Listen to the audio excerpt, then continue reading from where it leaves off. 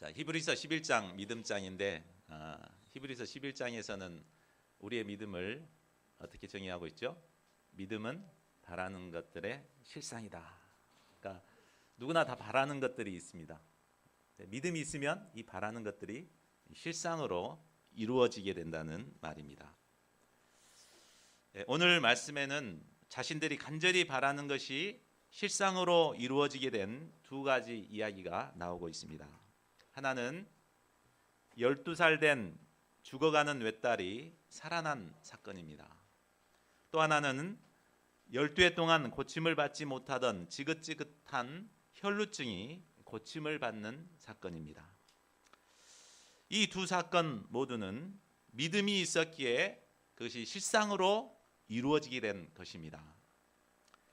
사람들에게는 누구나 간절히 바라는 것이 있습니다. 그렇죠?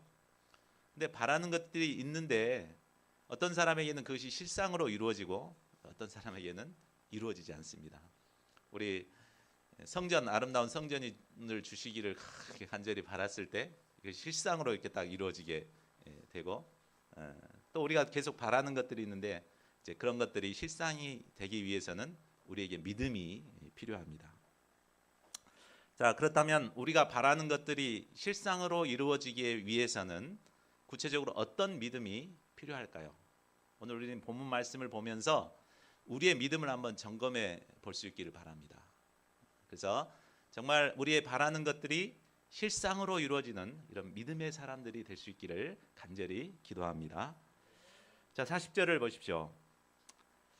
예수님께서 거라사 지방에서 군대 귀신 들린 자를 고쳐주신 후에 가버나움으로 다시 돌아오셨습니다. 거라사 지방에서는 군대 귀신 들린 사람 고쳐줬지만 돼지떼가 죽은 것으로 인해서 이렇게 제발 떠나가 주시라고 그랬습니다. 그런데 이곳에서는 완전히 분위기가 정반대였습니다. 가버나움 사람들은 예수님을 아주 기다리고 있다가 예수님이 오시자 막 열렬히 환영했습니다. 그런데 누구보다도 예수님을 간절히 기다리던 사람이 있었습니다. 자, 41절을 보십시오. 그는 회당장인 야이로라 하는 사람이었습니다. 당시 유대 사회에서는 회당장이라는 주인은 그 지방에서, 그 지역에서 가장 존경받는 지도자 위치에 있는 사람이었습니다.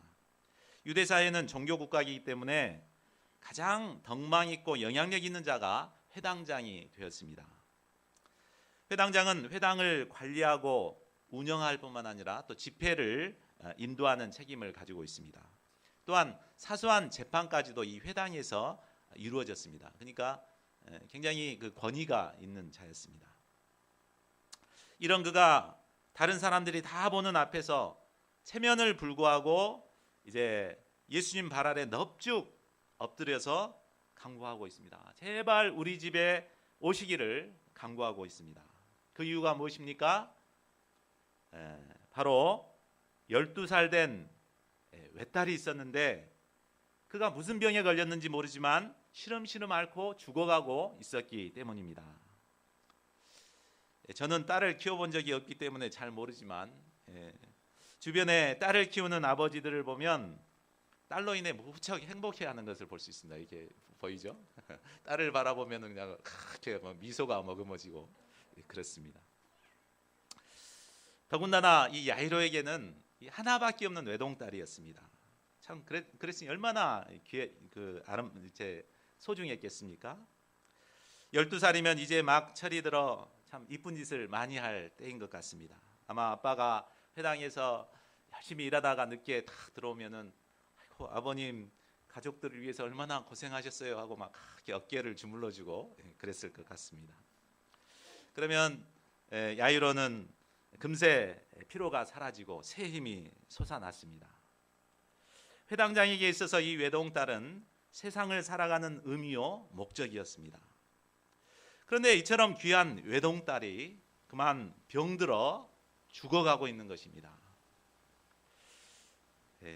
그는 아마 자기가 가지고 있는 모든 것을 동원해서 백방으로 이 아이를 치료하기 위해서 노력했을 것입니다. 용하다는 의사도 찾아다니고 또 귀하다는 약도 사다 먹였을 것입니다. 그러나 딸은 아무런 차도가 없이 점점 죽어가고 있었습니다.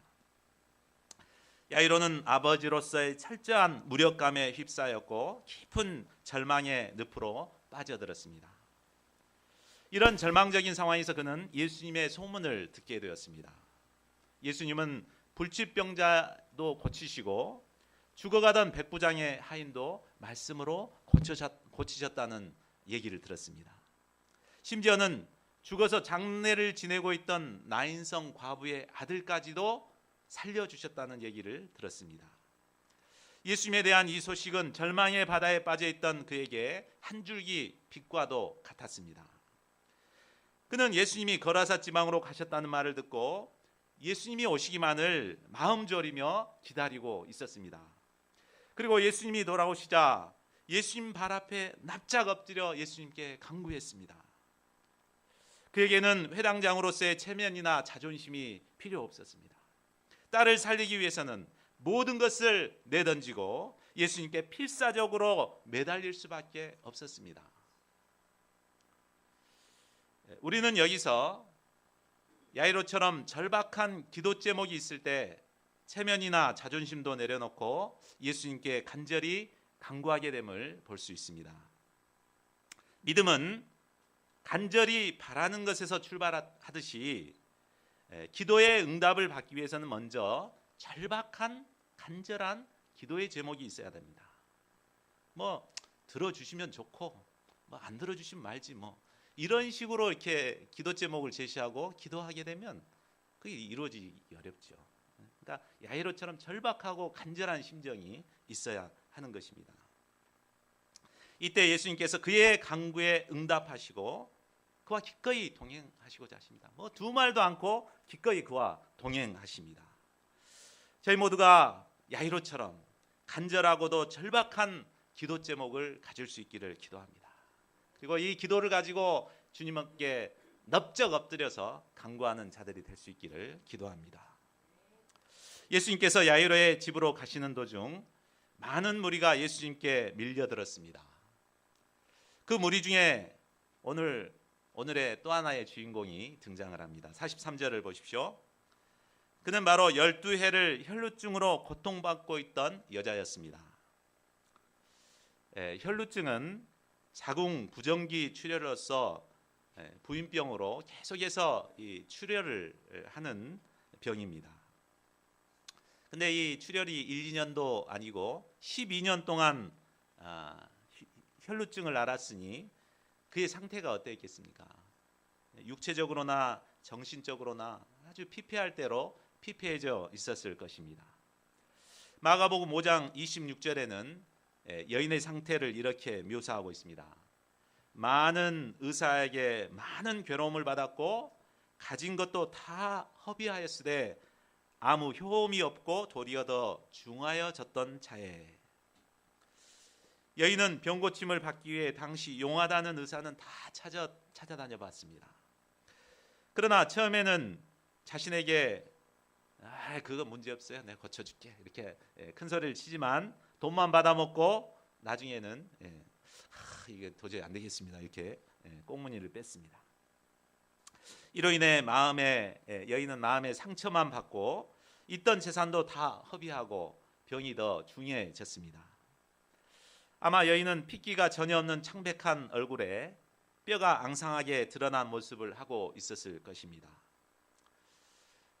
무엇보다 그녀를 힘들게 한 것은 자신이 부정한 자라는 정죄의식이었습니다. 레위기 15장에 보면 피를 흘리는 것은 부정한 병이라고 정의하고 있습니다. 그래서 그가 눕는 침대도 부정하게 되고 앉았던 자리도 부정하고 또 그와 접촉했던 모든 것은 다 부정하게 되었습니다. 그래서 그것을 만지는 사람도 부정하게 되었습니다. 자연히 여인은 부정한 여인이기 때문에 사람들과 관계성이 점점 단절될 수밖에 없었습니다. 그리고 홀로 고독하고 외로운 삶을 살아야 했습니다. 여인은 혈루증으로 인해 여인으로서의 아름다움과 생기를 다 잃어버리고 죽은 자와 방불한 삶을 살아가고 있었습니다. 그녀 역시 이런 절망적인 상황에서 예수님께 대한 소문을 듣게 되었습니다. 예수님이라면 자신의 그 지긋지긋한 혈루증을 고쳐주실 수 있을 것 같았습니다. 그러나 그녀는 예수님 앞에 떳떳이, 야이로는 막 앞에 넙죽 엎드려서 나갔는데 이 여인은 떳떳이 나갈 수가 없었습니다. 왜냐하면 부정한 병을 앓고 있기 때문이었습니다. 율법에 의하면 그는 사람들이 많은 곳에서는 가서는 안 되었습니다. 또 예수님을 붙들고 간구할 수는 더더욱 없었습니다. 그렇다고 그녀는 포기하지 않았습니다. 예수님 앞에 떳떳이 나갈 수 없다면 뒤로 돌아서 가면 되었습니다. 예수님을 붙잡고 간구할 수는 없었지만 몰래 뒤에서 옷자락은 잡을 수 있었습니다. 그녀는 그렇게 해서라도 나올 수 있을지 모르겠다라는 믿음으로 그렇게 하고자 했습니다. 자, 44절을 보십시오. 여인은 이 믿음대로 무리들 사이를 헤치고 예수님의 뒤로 다가섰습니다. 그리고 예수님의 옷에 손을 대었습니다. 그러자 어떻게 되었습니까? 12해 동안 그를 지긋지긋하게 괴롭혔던 혈루증이 그 즉시 그쳤습니다. 와! 믿음의 손을 댄 순간 그 병이 말끔하게 치료된 것입니다. 여인이 사람들 몰래 예수님의 뒤로 와서 옷자락에 손을 댄 것은 아주 보잘것없는 조그마한 행동인 것 같습니다. 그러나 그녀의 이 행동은 수많은 실패와 절망 가운데서 취한 아주 위대한 믿음의 행동이었습니다. 자, 12년 동안 실패만 해서 절망에 빠져 있던 사람이 이렇게 한다는 것은 참 쉬운 일이 아닙니다. 그러나 그가 이 예수님의 몰래 뒤로 와서 이렇게 할 수 있다는 것은 그에게 그러한 믿음, 정말 창조적인 믿음, 이런 절망과 실패와 좌절을 극복하는 이런 믿음이 있었기 때문입니다. 참 당당하게 나가지 못하더라도 뒤로 몰래라도 예수님의 옷에 손을 대었습니다. 이 여인의 행동은 보잘것없지만 믿음의 행동이었습니다. 이 믿음의 행위로 말미암아 지긋지긋한 혈루증에서 고침을 받는 놀라운 능력의 역사가 그에게 일어나게 되었습니다. 그녀의 이 행동은 지금껏 누구도 시도해보지 못한 창조적인 믿음의 행동이었습니다. 45, 46절을 보십시오. 예수님은 이 여인의 믿음의 행위와 또 자신에게서 능력이 나간 것을 그 즉시 알아차리셨습니다. 그리고 손을 댄 이 여인을 찾으셨습니다. 베드로는 무리가 밀려들어 밀고 있는데 누가 만졌다고 그렇게 예민하게 반응하십니까? 이렇게 예수님께 말합니다. 베드로의 말대로 예수님을 따라가는 무리들 가운데는 예수님을 아예 그냥 밀어 제끼는 사람도 있었습니다. 아마 붙잡고 막 요즘 같으면 셀카를 찍는 사람도 있었을 것입니다. 아마 가까이 몸을 비벼대는 사람도 있었을 것입니다. 그러나 그들에게는 아무런 역사도 일어나지 않았습니다. 오직 믿음으로 손을 댄 이 여인에게만이 예수님의 치유의 권능이 나타난 것입니다. 여기서 우리는 무엇을 배울 수 있습니까? 많은 사람들이 예수님께 나오지만 오직 믿음으로 나온 사람만이 예수님의 능력을 체험하게 된다는 말입니다. 주일이면 많은 사람들이 예수님 앞에 나와 예배를 드립니다. 그러나 은혜를 받고 능력을 체험하는 사람은 극히 소수입니다. 믿음으로 나온 자만이 이 능력을 덧입을 수 있는 것입니다. 예수님의 능력은 오직 믿음으로 나온 자에게만 나타나게 되는 것입니다. 예수님의 능력은 마치 우리 이 주암호의 큰 호수와 같다고 비유할 수 있습니다. 그러나 그 호수에 있는 물을 우리가 공급받기 위해서는 무엇이 필요합니까? 관이 설치가 돼야죠. 나한테로. 그래야만 그 능력이 내게로 역사할 수가 있는 것입니다. 이 관은 바로 믿음이라고 볼 수 있습니다. 믿음이 있어야 예수님의 능력을 우리가 덧입을 수 있게 된다는 것입니다. 참 우리는 오늘 말씀을 통해서 우리의 믿음을 한번 점검해 보시기 바랍니다. 예수님의 능력은 변함이 없습니다. 그러나 문제는 내 믿음입니다. 전에는 내가 믿음이 있었는데 뭐든지 능력을 덧입고 할 수 있을 것 같았는데, 그러나 내 믿음이 지금 꽉 스케일이 차가지고 꽉 막혀 있지는 않은가, 한번 우리가 이 믿음을 점검해 볼 수 있기를 바랍니다. 그래서 잘 관리해서 오늘 그게 막혀 있다면 그걸 그렇게 떼내고 정말 예수님의 능력을 덧입는 믿음의 사람들이 될 수 있기를 간절히 기도합니다. 47절을 보십시오. 예수님께서 집요하게 자신을 찾으시자 여인은 더 이상 자신을 숨기지 못하게 되었습니다. 여인은 처음에 자신을 숨기고자 했습니다. 그 이유는 자신이 부정한 병에 걸렸고 또 몰래 이 일을 행했기 때문입니다. 그녀는 몰래 도둑질하다 들킨 죄인처럼 예수님 앞에 떨 수밖에 없었습니다. 자, 그렇다면 이렇게 참 창피한데 그냥 모른 척 해주고 다음에 조용히 부르시든지 그러시지, 왜 이렇게 창피하게 그냥 막 많은 사람이 있는 데서 굳이 찾으실까요? 예수님이 막 집요하게 찾으시잖아요. 그 이유는 첫째로 그녀에게 사람들과의 관계성을 회복시켜 주시기 위함이었습니다. 그동안 여인은 부정한 병에 걸려서 사람들과 관계성을 단절하고 살았습니다. 이제 병에서 나음을 받았지만 사람들 몰래 고침을 받았기 때문에 여전히 그는 사람들과 담을 쌓고 피하고 혼자만의 세계 속에서 살아갈 수밖에 없습니다. 그러나 예수님은 여인이 사람들 앞에서 떳떳이 과거에 자기가 어떤 자였고 현재 어떻게 치료를 받았는가, 자기 인생 소감을 발표하게 하신 것입니다. 이런 간증을 통해서 또 듣는 사람들에게 이 믿음의 역사를 드러내고자 하심이었습니다. 이를 통해서 여인의 상처가 치유를 받고 많은 사람들과의 막혔던 담이 허물어지고 관계성이 회복되기를 원하신 것입니다.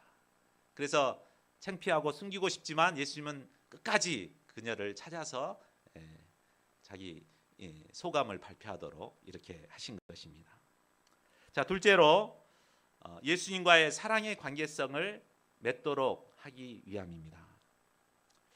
만일 그녀가 예수님 몰래 고침만 받고 떠나게 됐다면 어떻게 되겠습니까? 다시는 예수님 앞에 나오기 힘들 것입니다. 자신의 과거가 드러날까 봐 예수님을 피해 다니게 될 것입니다. 그러나 그러지 않도록 하기 위해서 예수님은 그녀를 찾으셔서 그녀와 사랑의 관계성을 맺고자 하셨습니다. 48절을 보십시오. 여인이 신앙 간증을 마치자 예수님은 그녀를 뭐라고 하십니까? 딸아라고 부르십니다. 예수님은 이 여인을 딸로 영접해 주신 것입니다. 지금껏 세상에 어느 누구도 그녀를 영접해 주지 않았습니다. 영접해 주기는커녕 에이 부정한 여인 하면서 멀리했습니다. 심지어 자기 아버지까지 그를 멀리했을 것입니다. 그러나 예수님은 그녀를 사랑하는 딸로 영접해 주셨습니다. 그리고 그에게 놀라운 구원을 선포해 주십니다. 딸아, 내 믿음이 너를 구원하였으니 평안히 가라. 예수님은 여인이 자신의 믿음으로 구원을 받았음을 인식시켜 주셨습니다. 내 믿음 때문에 구원을 받았다. 그러니까 구원은 내 믿음으로 구원을 받는 거야. 우리 남편이 믿음 좋으니까 나는 되겠지. 우리 부모님이 믿음 좋으니까 나는 되겠지. 아니에요. 내 믿음으로 구원을 받는 것입니다. 그러니까 내 믿음으로 구원 받았다. 그러니까 안심하라, 평안하라, 이렇게 평안을 선포해 주셨습니다. 이제 여인은 예수님과의 사랑의 관계성을 맺고 구원의 은혜를 누리고 진정한 평안을 얻게 되었습니다. 자, 이제 많은 사람들이 은혜를 받았지만 야이로는 옆에 있을 때 마음이 어떻겠습니까? 물론 은혜도 받았겠지만 한편으로는 초조한 마음에 발을 동동 구르고 있었을 것입니다.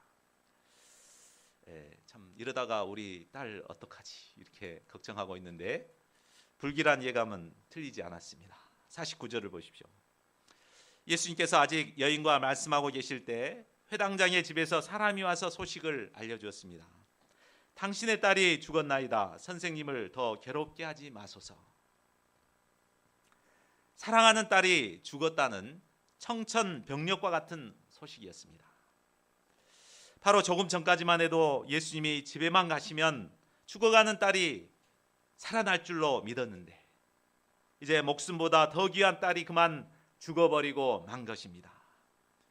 그 신락 같은 희망이 이제 절망으로 바뀌고 모든 것이 끝났다는 두려움이 야이로의 마음에 무섭게 엄습했습니다.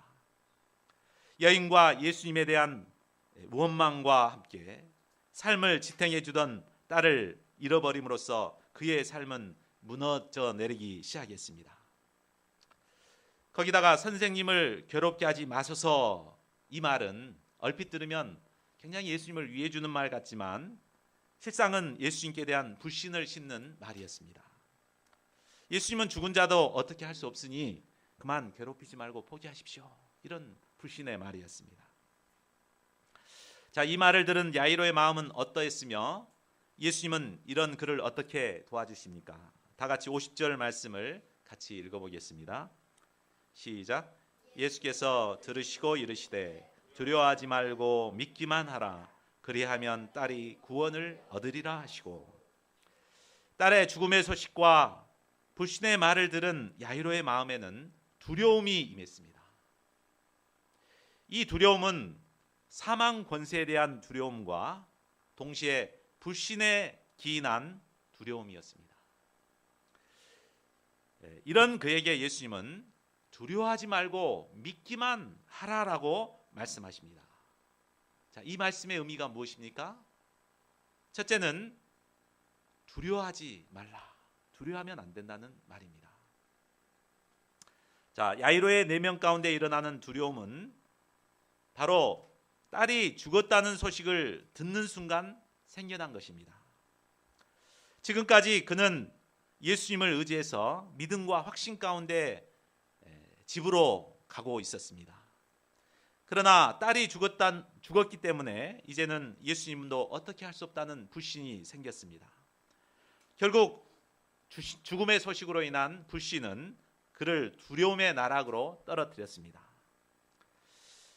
우리는 예수님과 동행하며 믿음으로 살다가도 순간순간 두려움에 사로잡힐 때가 있습니다. 어쩔 때 그렇습니까? 상황이 내 생각대로 풀리지 않을 때 두려움이 임합니다. 예수님과 함께 하고 있는데도 이렇게 안 되는 상황이 닥칩니다. 제가 이 건축 역사 이렇게 이루게 할 때도 생각지 않는 어려움들이 탁탁 닥치거든요. 이럴 때 두려움과 불신이 확확 와요. 근데 우리가 해야 할 일은 이럴 때 두려워하지 않는 것입니다. 자, 우리가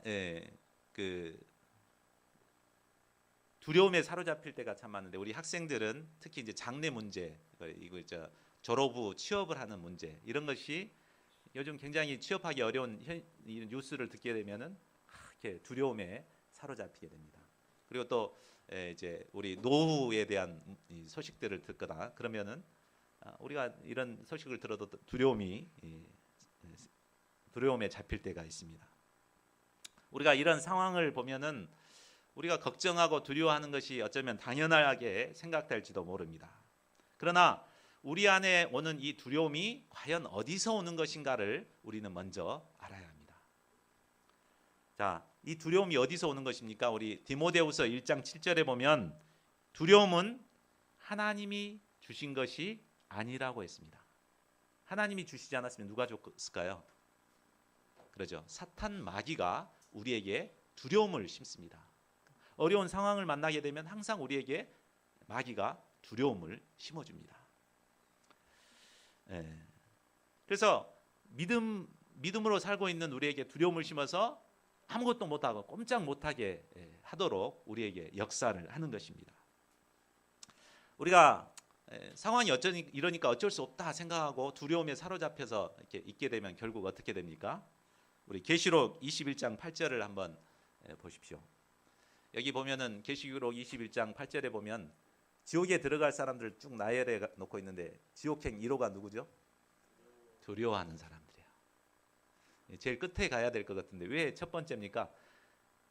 사탄이 주는 두려움에 사로잡혀 있었기 때문에 우리에게 두려워하는 이 두려움은 사탄이 주는 것이다. 우리가 먼저 간파를 해야 돼요. 그래서 이 두려움을 몰아내는 자들이 돼야 됩니다. 그렇다면 우리가 이 두려움을 어떻게 몰아낼 수 있습니까? 그것은 둘째로 처음 가졌던 믿음을 끝까지 지키는 것이 중요합니다. 두려워하지 말고 믿기만 하라라고 말씀하십니다. 야이로가 처음 예수님 발 아래 꿇어 엎드려 간구했을 때 그에게는 예수님이 집에 오시기만 하면 죽어가는 딸이 살아날 것이라는 확고한 믿음이 있었습니다. 그래서 회당장은 체면을 버리고 예수님 발 아래 꿇어 엎드려 간구했습니다.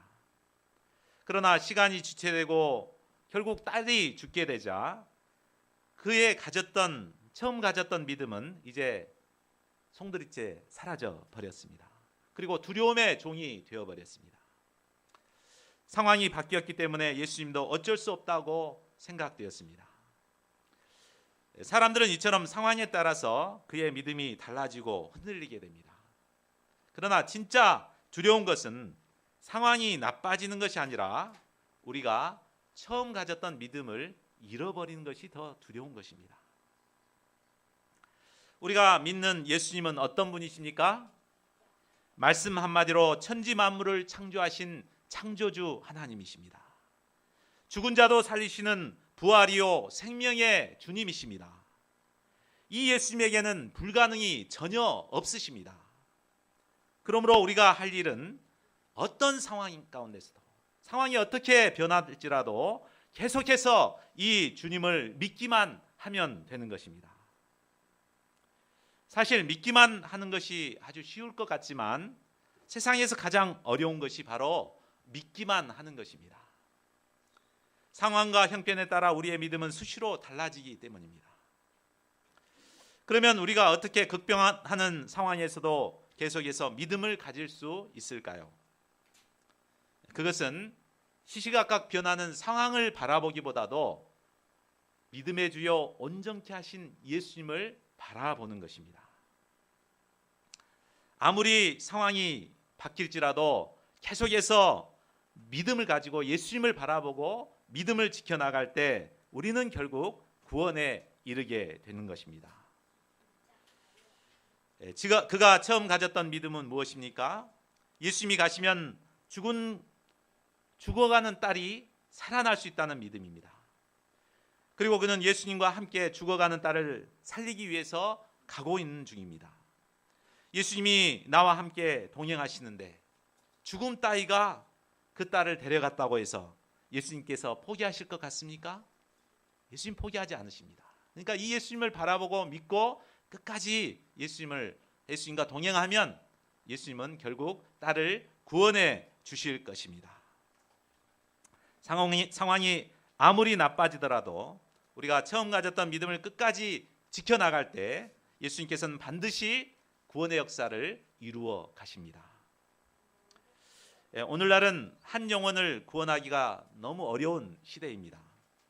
우리가 말씀으로 캠퍼스 양들을 돕고자 하지만 캠퍼스 양들은 거센 죄의 탕류에 휩쓸려 영적으로 시름시름 앓고 죽어가고 있습니다. 이런 시대 상황을 바라보면 우리도 때때로 두려움에 사로잡힐 때가 있습니다. 열심히 도왔던 양이 한순간에 죄에 넘어져 죽어버릴 때 내가 하는 모든 일들이 헛일이 아닌가 하는 생각이 들 때가 있습니다.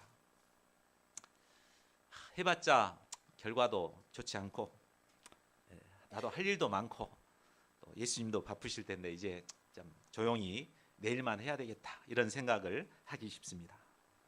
그러나 예수님께서는 우리가 어떤 상황에서도 두려워하지 말고 믿기를 원하십니다.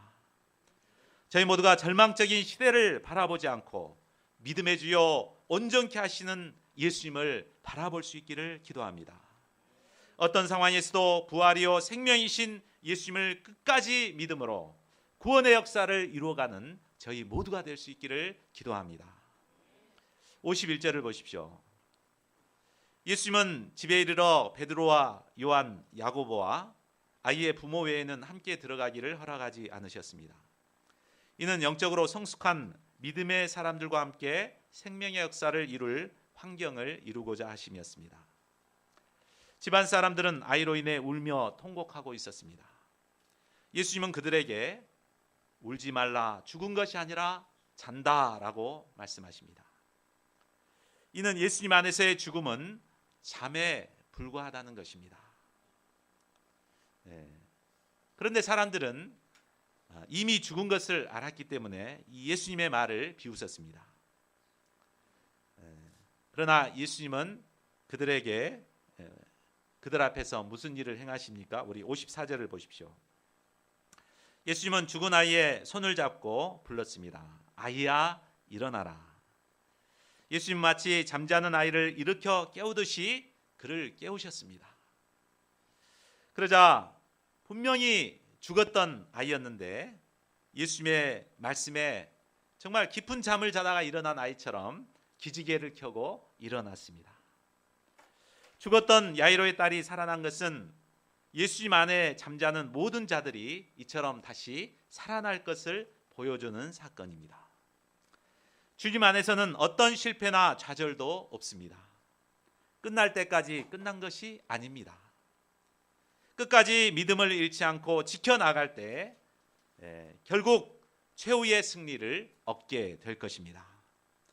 예수님은 이 시간 우리에게도 명하십니다. 두려워하지 말고 믿기만 하라. 혹시 현재 힘든 상황 앞에서 두려워하고 있는 분은 없습니까?